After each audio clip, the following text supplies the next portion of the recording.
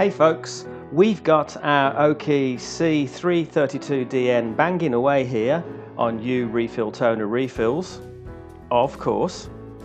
And you can see here we're printing our catalogue, which we send out to real customers in the real world who expect to see real quality. And it's my pleasure to show you how we've successfully refilled, amongst other things, the so-called in-box cartridges. In-box cartridges are the ones that arrive in the box with any brand new machine. That means we've never had to actually buy OKI's or anyone else's cartridges. And that means we cut down on carbon emissions,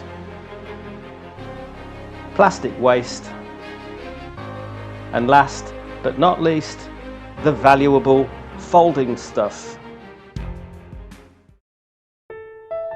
No animals, human or otherwise, were harmed during the making of this video, but if you decide to do this, you must make your own safety and risk assessment and take full responsibility for your own actions. So the printer's going to wamboozle you with some frankly tedious messages and rituals to do with the attention light and scrolling messages. And for the purposes of refilling, you can safely ignore all of them, except this one, in which the attention light is flashing, I repeat, flashing, along with the message that says replace toner.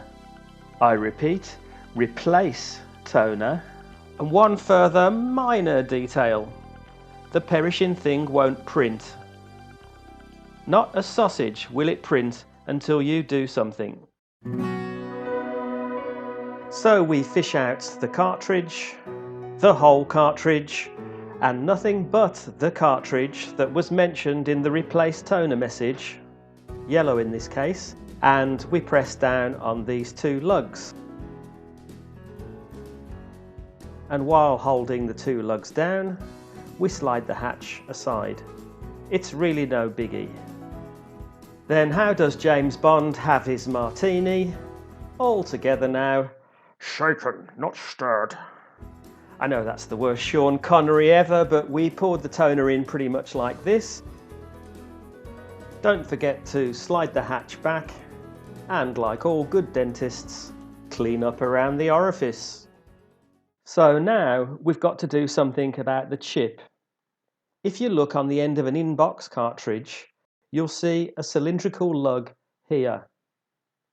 On a cartridge that you can later buy though, you'll see a whole structure whose sole purpose in life is to present the chip to two contact points inside the printer.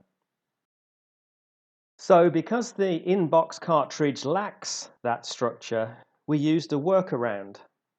We got some electrical insulation tape and we stuck our compatible chip to it like this. Notice that the tape to the right hand side of the chip is a bit longer than on the left.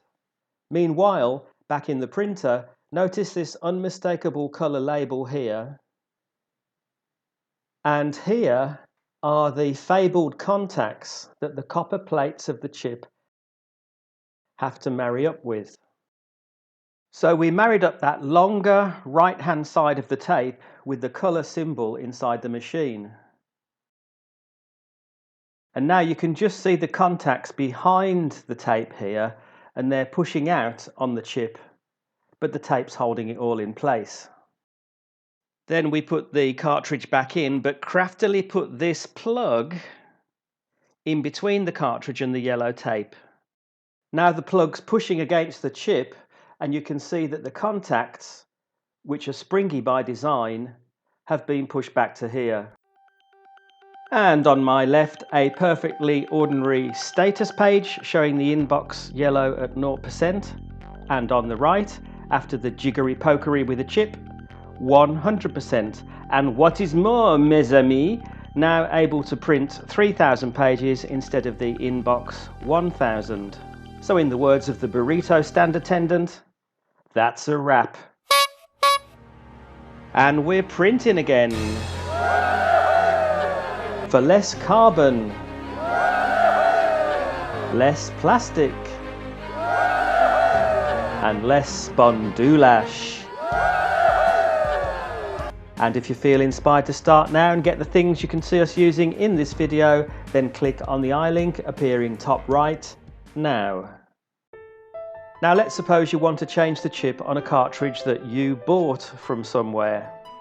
You'll see that the cartridge already has a chip in it, held in a whole structure of gubbins, something like this. You'll be able to use a small screwdriver to press on some lugs to release this outer chip housing and then replace the old chip with ours. We can guarantee that this will work with our chips when used in OKI original cartridges, but with compatible cartridges the manufacturers are free to change the design to suit their own chips, so you'd have to see if our chips were the right size to fit into their chip holding structures. Now buckle up for the subliminal speed learning recap. The flashing attention light, the replace toner message, and the printer won't print. Cartridge out, press and slide. Shaken, not stirred. Splendid. Close up and clean up. Hackaroonie on the chip position for inbox cartridges, or replace the chip in its housing for OKI original cartridges or compatibles, if the compatibles are the right size to accept our chip. And Bob, as they say round our end, is your father's brother. So the humble toner refill. Less carbon, less plastic, less lolly. Get your hands on everything you've seen us using in this video by clicking the I link appearing top right now. I'd like to leave you with some images of our home and some of its residents. Every one of them 3.5 billion years in the making.